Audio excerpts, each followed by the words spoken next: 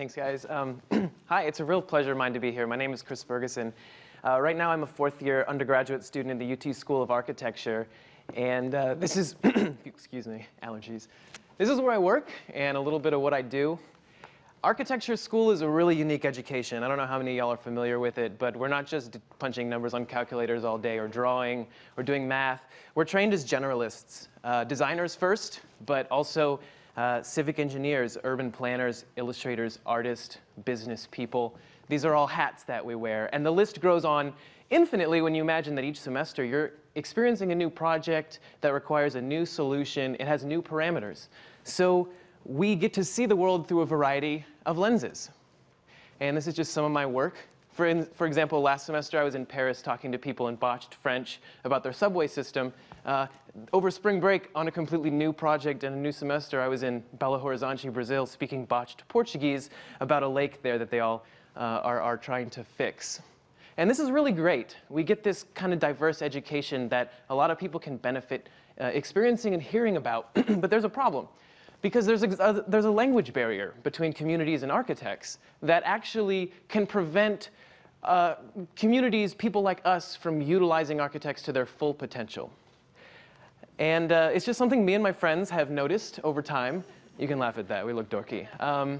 And we started thinking about the professional implications that this has once we get out of school.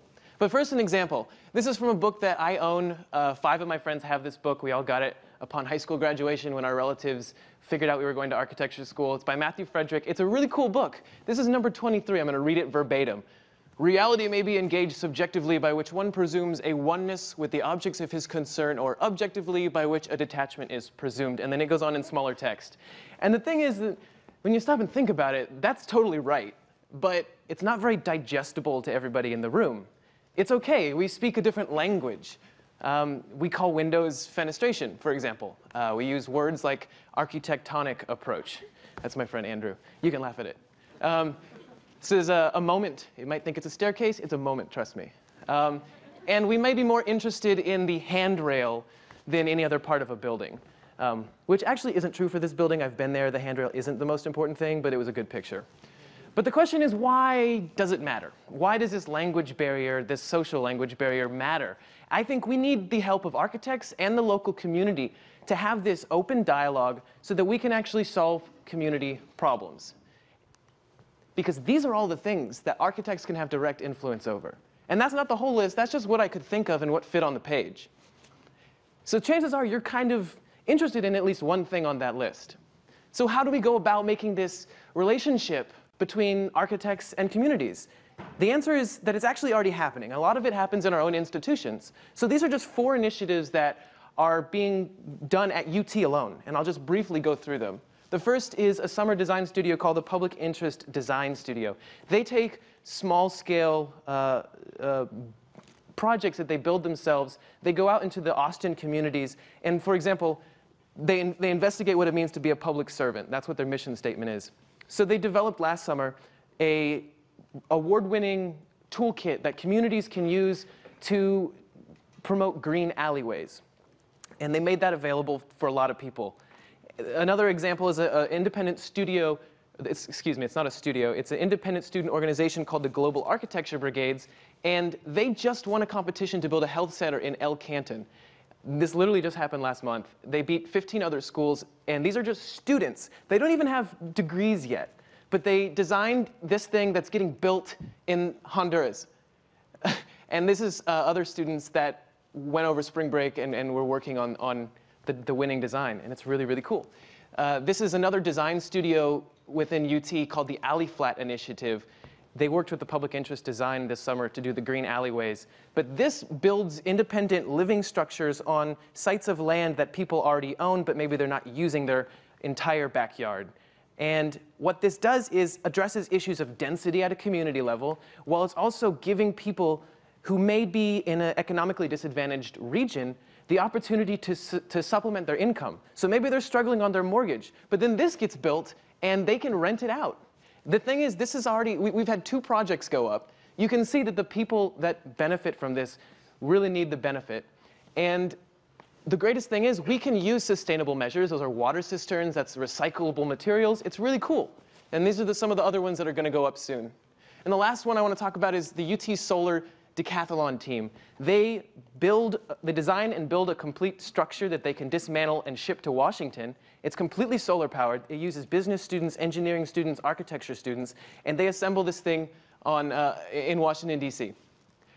And these are all really, really, really, really awesome projects. I don't think anyone would disagree with that. But by their nature, they're limited in their scale. They're really potent, but they're kind of limited to the direct people they influence. So how do we start thinking about a bigger scale? Is it even possible for an architect to address a community issue at such a large scale while also helping this language barrier? That's the key issue right now. And I think yes, because we're forgetting about the sustainability movement. It's a really interesting movement that is sandwiched between our profession in architecture, where we're having to design green buildings, and we're responding to people who really care about the solar panels or the water cisterns, and our communities themselves. We all are all affected by the green movement because it's relevant to our society right now. So it's a cool thing. It's a cool way to analyze the profession and the community's relationship to each other through sustainability. So I looked at what it would be like to get more people involved in architecture in the way that sustainability has allowed. And I have 4 tenets that I think you can apply to any issue of your choice to make it a successful mode of engagement. The first is a united community. The second is a committed government. The third is a lasting vision. And the fourth is the most important. It's open communication. So looking at it with the sustainability movement, do we have a united community? I think most of us are united in preserving the interest of our future world. So I think, yeah. Do we have a committed government? Does our government, local, national, federal, whatever, does it make legislation that helps affirm our commitment to these green initiatives? They do. So I think we got that. We don't really know if we've got a lasting vision yet, but it's really hard to imagine a future where sustainability isn't in our national consciousness. And then the most important one is open communication. I said you have to have communication across communal nodes. What does that even mean? It's the most exciting tenet for me because as an architect, this is what we can directly influence.